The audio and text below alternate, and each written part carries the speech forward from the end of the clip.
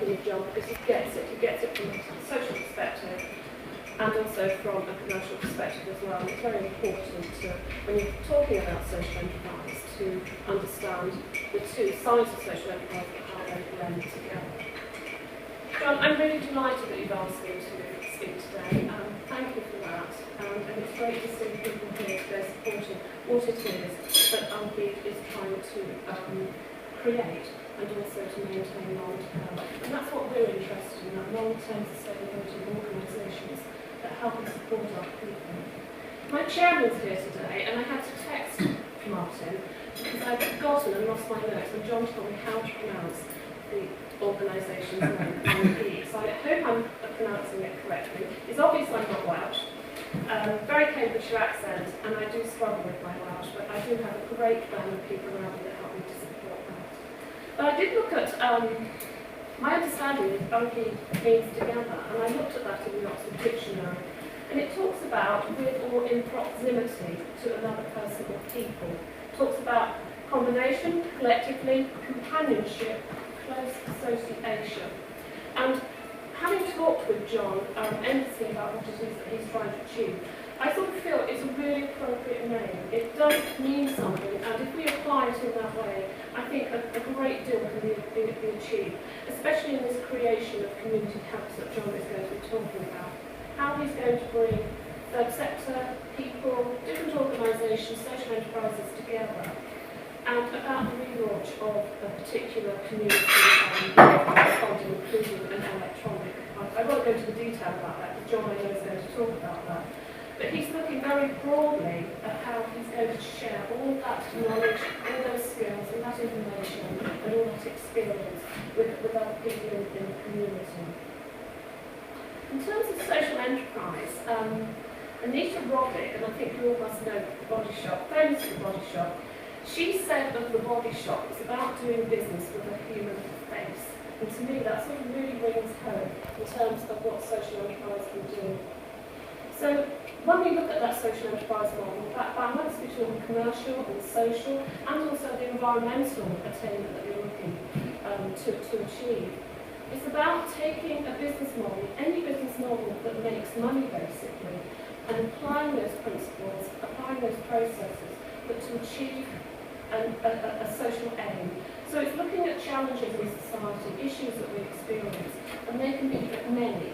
So every social enterprise that you can think of will have a social mission, will have a cause, why it's trying to create income through commercial activity to actually address a social problem. That's so important, social enterprises. My biggest fear is that government will get hold of them. Sort of 2 decades ago, we wanted government to take notice, and we did a lot of work around that. And boy, have government taken notice, because I think they are sometimes seen as doing things on the cheap, and they're not, because they are real businesses.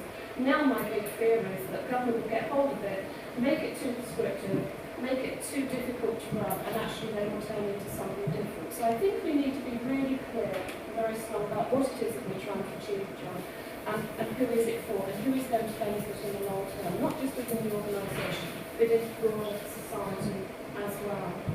And social enterprise is coming in all shapes and sizes. The support and advice, training, educational and recruitment businesses.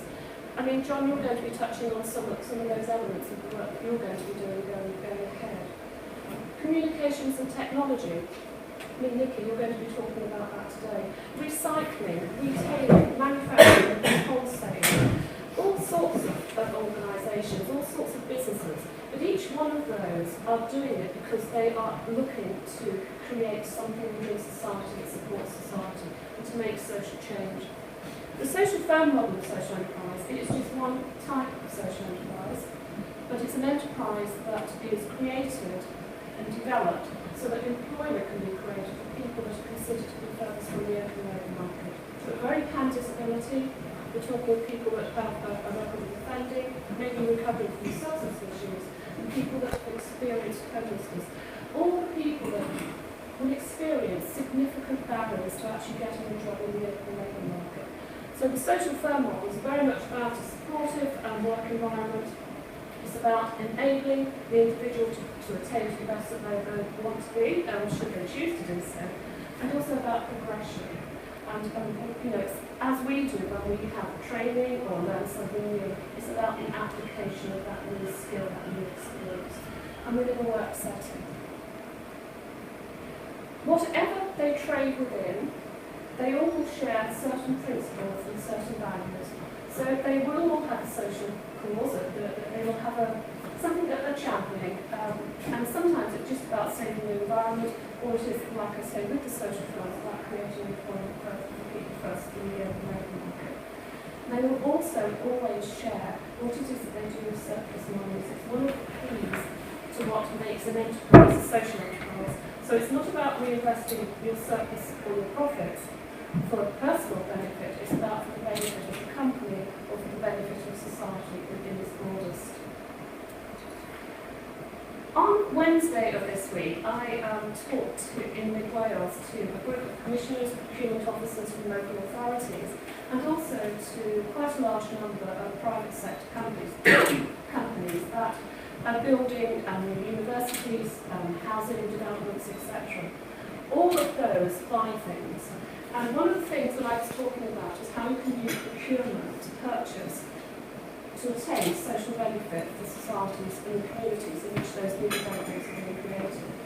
And I think my footnote on that day was very much about, it's not what you buy, but how you buy it. So it's about how those people that were purchasing those goods and services could use procurement legislation at its political level to actually buy in a social way.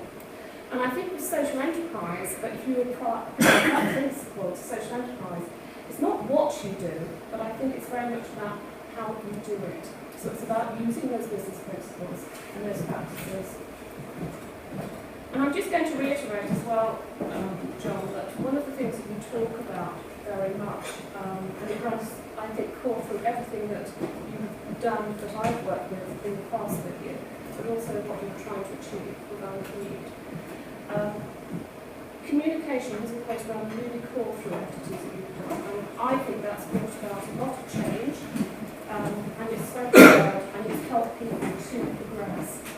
And you've helped to bring people together, and you have shared an immense knowledge that you have, skills, and your own experience, and you've done that, I think, very unselfishly.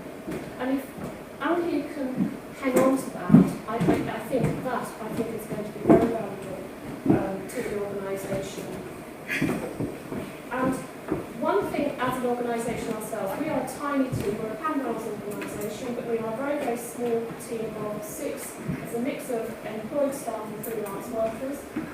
And the only way that we can achieve our Pan-Wales presence and the work that we do right the way across Wales is by working with very carefully selected partners, other people, so that we're not duplicating. And it means that we can run a very lean, very efficient, very cost-effective organisation to achieve that social change that we're looking towards. And John, that's something that you do incredibly well. So I sort of see us all as little bits of the jigsaw puzzle. And you know, this is one little tiny piece, but put it all together, you actually do have a great big picture and something that is quite complete. And to me, that the importance of the partnership, I think, is another thing we need to hang on to, John, as to how we work together going forward. And with that, I really do think that we can bring about some very, very positive social change. Thanks, Sam.